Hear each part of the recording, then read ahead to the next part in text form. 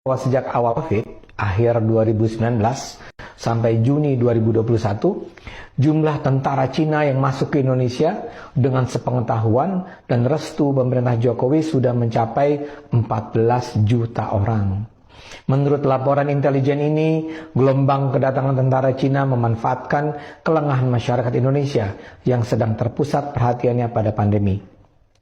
Targetnya pada 2024 sudah akan ada 100 juta warga Cina masuk ke Indonesia.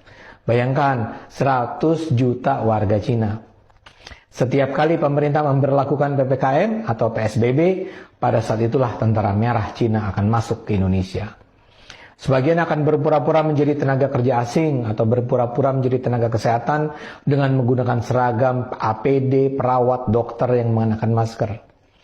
Dalam skenario besar ini, jumlah warga Cina akan mencapai pada titik di mana mereka akan menguasai Indonesia dan menyingkirkan warga pribumi. Mereka melakukan ini dengan pertama-tama melumpuhkan dan menguasai instansi keamanan, Polri, Angkatan Laut, Angkatan Darat, Angkatan Udara. Langkah berikutnya adalah melumpuhkan ekonomi. Dengan kebijakan-kebijakan PPKM, ekonomi rakyat dan ekonomi pribumi akan melemah.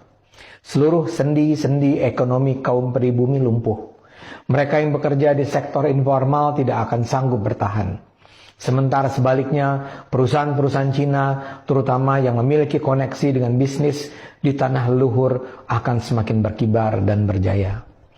Karena itulah kebijakan PPKM akan terus diperpanjang Jokowi tanpa disadari oleh rakyat yang patuh begitu saja dengan keputusan rezim. Dalam kondisi krisis ini, rezim Jokowi akan semakin memperkuat hubungan kerjasama dengan Cina. Dengan alasan demi pemulihan ekonomi, pemerintah akan membuka lebar investasi Cina. Dan berbeda dengan investasi asing lain, Cina bukan hanya akan mengirimkan modal, namun juga mengirimkan manusia. Yang akan dikirim bukan hanya manajer, ahli, teknisi, tapi juga buruh. Maka di daerah-daerah di mana ada proyek yang dibiayai oleh modal dari Cina, akan juga ditemukan pemukiman-pemukiman yang diisi imigran Cina. Mereka tidak akan mau menggunakan pekerja lokal, karena tujuan mereka memanglah menjajah Indonesia. Mereka juga menguasai media massa, karena itulah kedatangan tenaga kerja asing dan tentara Cina itu tidak akan diberitakan. Begitu juga dengan pendidikan, rakyat pribumi akan diperbodoh dengan sistem pendidikan daring. Anak didik pribumi tidak mampu bersaing karena tidak punya sarana pendidikan yang memadai.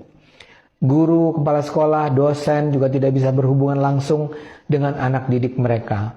Jadi digambarkan bahwa sejak awal COVID,